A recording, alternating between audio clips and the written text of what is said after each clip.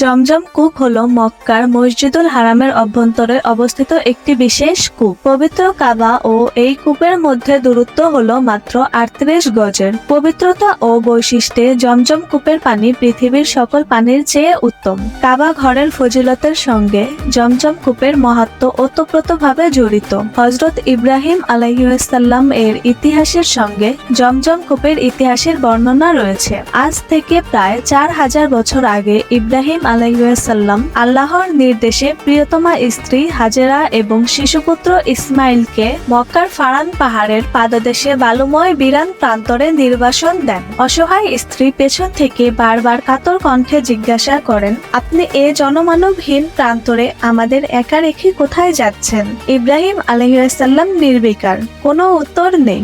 অবশেষে স্ত্রী বললেন, আপনি কি আল্লাহর কোনো নির্দেশ পেয়েছেন? তখন ইব্রাহিম আলাইহিসসালাম মাথা নেড়ে শুধু বললেন, হ্যাঁ। আল্লাহর নির্দেশের কথা জানতে পেরে হযরত হাজেরা আলাইহিসসালাম খুশি মনে বললেন, তাহলে তিনি আমাদের ধ্বংস হতে দেবেন না। মহান আল্লাহর প্রতি অগাধ বিশ্বাস ও ভরসা নিয়ে ধূসর রুক্ষ ধূলির রাজ্যে একাকী জীবন শুরু করেন বিবি হাজেরা। হযরত ইব্রাহিম আলাইহিসসালাম দুধের শিশু ইসমাইল ও বিবি হাজেরাকে মাত্র 1 মশক পানি এবং একটি থলেতে সামান্য কিছু খেজুর দিয়ে গিয়েছিলেন। হাজেরা আলাইহিসসালাম মক্কার নির্জন ভূমিতে কয়েকদিন পর্যন্ত ওই পানি ও খেজুর খেলেন এবং ইসমাইলকে বুকের দুধ পান করালেন। কিন্তু এক সময় মশকের পানি ও খেজুর ফুরিয়ে এলো। তখন তিনি এক চরম অসহায়তার মধ্যে নিপতিত হলেন। তার শিশু সন্তানটিও ক্ষুধার তাড়নায় ছটফট করতে লাগলো। হযরত হাজেরা আলাইহিসসালাম তখন আদরের দুলালকে দুধ পানে সমর্থ হলেন না। এমতাবস্থায় তৃষ্ণাকাতর মা পানির খোঁজে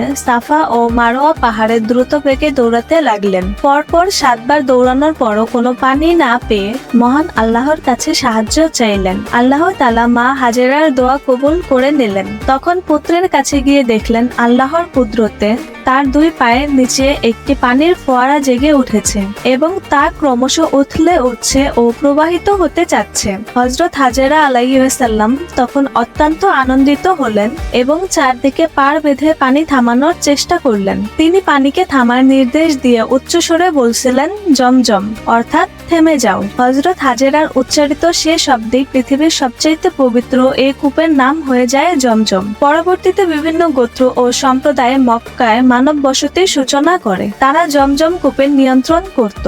ঠিক এভাবে জুবহাম গোত্রের লোকেরা জমজম কূপের নিয়ন্ত্রণ লাভ করে। জুবহাম গোত্রের লোকেরা হযরত হাজেরা আলাইহিসসালামের সঙ্গে চুক্তি সাপেক্ষে জমজম কূপের পানি পান করত। কালক্রমে তারা মক্কা ঘরের পবিত্র মালামাল লুণ্ঠন ও চুরি করতে লাগলো। তারা নানা পাপাচারে লিপ্ত হলো। ফলে আল্লাহর হুকুমে একসময় জমজম কূপের পানি শুকিয়ে গেল।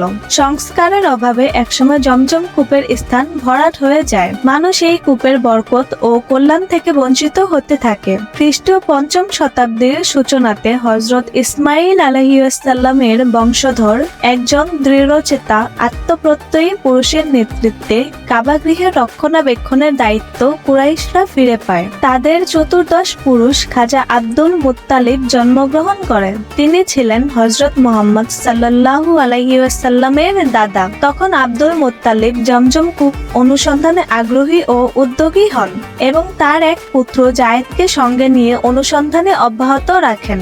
এক রাতে তিনি স্বপ্নে জমজম কূপের নিশানা খুঁজে পান এবং কূপটি দেখতে পান।